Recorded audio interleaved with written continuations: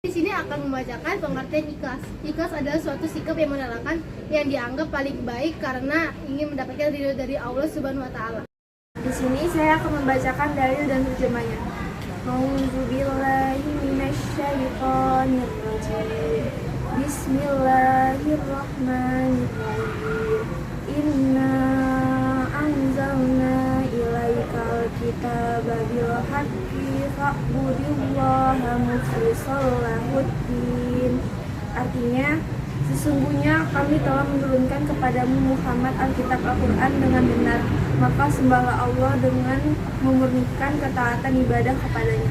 Quran Surat Az-Zumar ayat 2. Shadaqallahul azim. Assalamualaikum warahmatullahi wabarakatuh. Saya di sini akan membacakan nilai-nilai ikhlas, antara lain yaitu tidak berharap imbalan apapun kecuali ridha Allah semata. Kedua, mengerjakan sesuatu atas kesadaran diri sendiri, tidak karena adanya paksaan atau tekanan dari pihak lain. Yang ketiga, mengerjakan sesuatu dengan sepenuh hati. Di sini saya akan membacakan manfaat, dampak positif, dan dampak negatif dari ikhlas. Manfaat dan keutamaan ikhlas adalah: pertama, membuat hidup menjadi tenang dan tentram. Dua, amal ibadahnya akan diterima oleh Allah Subhanahu wa taala.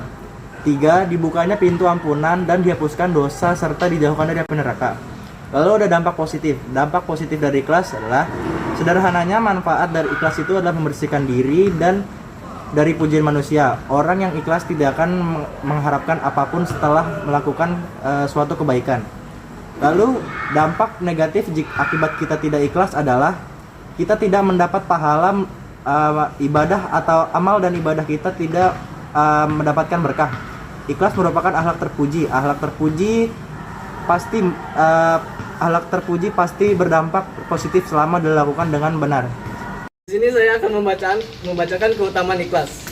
1. Syarat diterimanya ibadah. Banyak orang yang telah melakukan ibadah, namun jika seseorang itu melakukan ibadah dengan ikhlas, maka ibadah tersebut akan diterima oleh Allah Subhanahu wa taala. Jika sebaliknya, jika seseorang tidak melakukan ibadah dengan ikhlas, maka Allah tidak akan menerima seberapa banyak kita telah beribadah. Yang kedua, tidak menerima imbalan apapun. Banyak di zaman ini banyak orang yang telah melakukan kebaikan, namun sama halnya mereka akan meminta imbalan kepada seseorang tersebut, seperti uang imbalan ataupun pujian. Ini saya akan memberikan contoh-contoh ikhlas. 1. Membantu orang tua membersihkan rumah tanpa syarat seperti meminta uang jajan lebih. 2. Ikhlas dalam memberikan sedekah tanpa meminta imbalan berbentuk apapun. 3. Berbuat baik kapanpun, dimanapun, tanpa bertujuan untuk memamerkannya di hadapan orang lain. Surat ini adalah mengajarkan umat Islam tentang keesaan Allah. Kita hanya layak menyembah Allah atau tauhid, berharap hanya padanya, karena Ia Tuhan yang satu dan tidak ada sekutunya pencipta semesta.